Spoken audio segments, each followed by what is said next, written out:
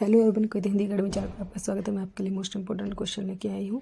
ये क्वेश्चन जो है हिंदी कालीन साहित्य का जो 30 क्वेश्चन है, ये क्वेश्चन पिछले जो है क्लास का है। ये हिंदी साहित्य के प्रथम काल को वीर काल कहा है। ये आप आंसर दोगे। आपने अच्छे से अगर क्लास देखी है वो पीछे वाली जो है, तो हिंदी साहित्य का प्रथम काल को वीर काल कहा। किसने कहा? मिश्र बंधु ने, राहुल संस्कृत आयन ने, विश्वनाथ प्रसाद मिश्र ने या रामकर वर्मा ने?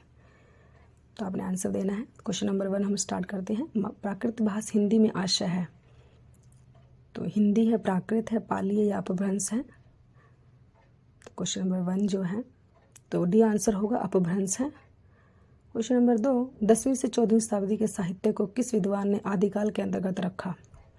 आचार्य रामचंद्र शुक्ल ने, मिश्र बंधु ने, राहुल संस्कृत आयन ने, हजारी प्रसाद द्विवेदी ने?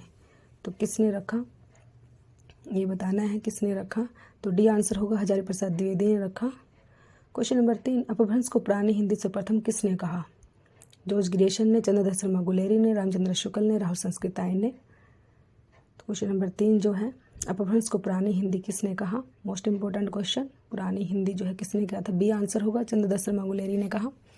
क्वेश्चन नंबर 4, पंडित चंद्रधर शर्मा गुलेरी ने किसको पुरानी हिंदी का कवि स्वीकार किया? सरहपाद, स्वयंभू, राजा मुंज या पुष्पदंत? तो किसको स्वीकार किया है? तो सी होगा, राजा मुंज को। क्वेश्चन नंबर 5, अपभ्रंश का वाल्मीकि किसे कहा जाता है? पुष्पदंत को, धनपाल को, शालिभद्र सूरी को, स्वयंभू को?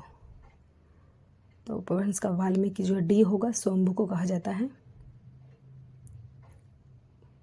क्वेश्चन नंबर 6, अपभ्रंश के प्रथम महाकवि कौन है? हेमचंद्र, स्वयंभू, रामचंद्र या दत्त? प्रथम महाकवि कौन है? तो बी होगा, स्वयंभू है। क्वेश्चन नंबर 7, स्वयंभू की कृति का नाम है पद्म पुराण, महापुराण, पाहुड़ दोहा, पहुचरु? क्वेश्चन नंबर 7 जो है स्वयंभू की डी होगा, पहुचरयु है। क्वेश्चन नंबर 8, इनमें से कौन सा ग्रंथ लौकिक चरित काव्य माना जाता है? भविष्यत कहा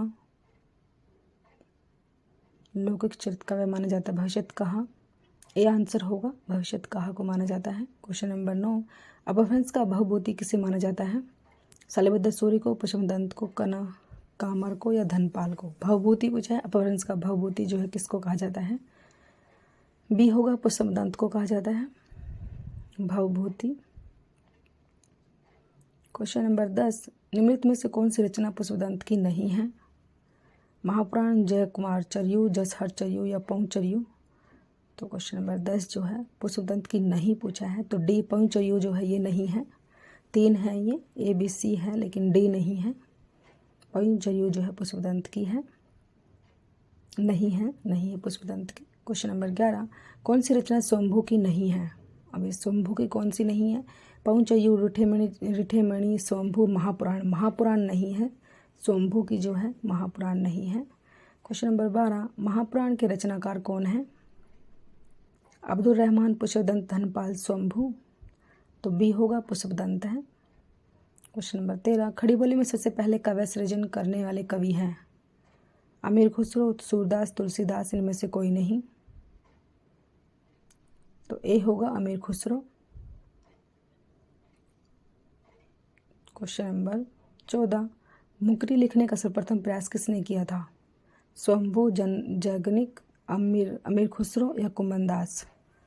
तो सी होगा, अमीर खुसरो ने किया था।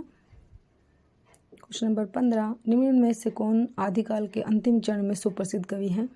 स्वयंभू, अमीर खुसरो, अब्दुल रहमान, पुष्पदंत? अंतिम चरण के सुप्रसिद्ध कवि कौन है? तो बी होगा, अमीर खुसरो। क्वेश्चन नंबर 16, अमीर खुसरो की पहले तथा मुकरियों का क्या उद्देश्य है? पृथ्वीराज चौहान की वीरता का वर्णन करना, अलाउद्दीन और हमीर के युद्धों का वर्णन करना, मनोरंजन के माध्यम से लोक व्यवहार की शिक्षा, कोई उद्देश्य नहीं। और क्वेश्चन नंबर 16 जो है, अमीर खुसरो की पहेली और मुकरियों का क्या उद्देश्य था? सी होगा, मनोरंजन के माध्यम से लोक व्यवहार की शिक्षा देना। क्वेश्चन नंबर 17, जे हाल मिस्की मकुन तग फूल दुरियाए नैना बनाए बतिया पंक्ति के रचनाकार हैं? अमीर खुसरो, कबीर, रज्जब, मलिक मोहम्मद जैसी? तो ए होगा, अमीर खुसरो। क्वेश्चन नंबर 18, खुसरो का लक्ष्य जनता का मनोरंजन था पर कबीर धर्म उपदेशक थे, यह किसकी उक्ति है? डॉक्टर नगेंद्र, आचार्य रामचंद्र शुक्ल, हजारी प्रसाद द्विवेदी, रामकुमार वर्मा। तो बी होगा आचार्य रामचंद्र शुक्ल। क्वेश्चन नंबर 19, निम्न में से कौन सी शिलांकित कृति है? पाहुड़दोहा, राउलवेला, प्राकृत पैंगलम, वर्ण रत्नाकर। तो बी होगा राउलवेल। क्वेश्चन नंबर 20, राउलवेल किस तरह की रचना है? गद्य पद्य के मिश्रित चंपू, शुद्ध काव्य, नाटक, प्रेमाख्यानात्मक, प्रबंध काव्य। तो क्वेश्चन नंबर 20 का ए होगा गद्य पद्य के मिश्रित चंपू। क्वेश्चन नंबर 21, कलचूरी राजवंश की 7 नायिकाओं के नक्सिक वर्णन से संबंधित ग्रंथ है? उक्ति व्यक्ति प्रकरण, राउलवेली, कोल्यमाला कथा, वर्ण रत्नाकर। क्वेश्चन नंबर 21 जो है बी होगा राउलवेली। क्वेश्चन नंबर 22, कोल्यमाला कथा के लेखक हैं? सोमप्रभु सूरी, उदोत्तन सूरी, धर्म सूरी, मुनिजन विजय। तो बी होगा। क्वेश्चन नंबर 23, निम्न में से कौन सी रचना व्याकरण ग्रंथ के रूप में प्रतिष्ठित है? राउलवेल, उक्ति व्यक्ति प्रकरण, वर्ण रत्नाकर, कोल्यमाला व्याकरण ग्रंथ के रूप में प्रतिष्ठित है। तो बी होगा उक्ति व्यक्ति प्रकरण। क्वेश्चन नंबर 24, उक्ति व्यक्ति प्रकरण के रचनाकार कौन है? ज्योतिषेश्वर ठाकुर, हेमचंद्र अरोड़ा या दामोदर शर्मा। क्वेश्चन नंबर 24 उक्ति व्यक्ति प्रकरण जो है ए होगा, ज्योतिषेश्वर ठाकुर ने लिखा है। क्वेश्चन नंबर 25, इनमें से कौन सी भाषा आदिकाल की है? ब्रज भाषा, खड़ी बोली, डिंगल पिंगल, अवधी। तो सी होगा डिंगल पिंगल। क्वेश्चन नंबर 26, चाण साहित्य किस साहित्य का दूसरा नाम है? सिद्ध साहित्य, नाथ साहित्य, जैन साहित्य, रासो साहित्य। क्वेश्चन नंबर 26 जो है चाण साहित्य जो है डी होगा, रासो साहित्य। क्वेश्चन नंबर 27, निम्नलिखित में से कौन सी 84 सिद्धों में से नहीं है? विरूप, कणहप्पा, सारंगधर, कुकरिया।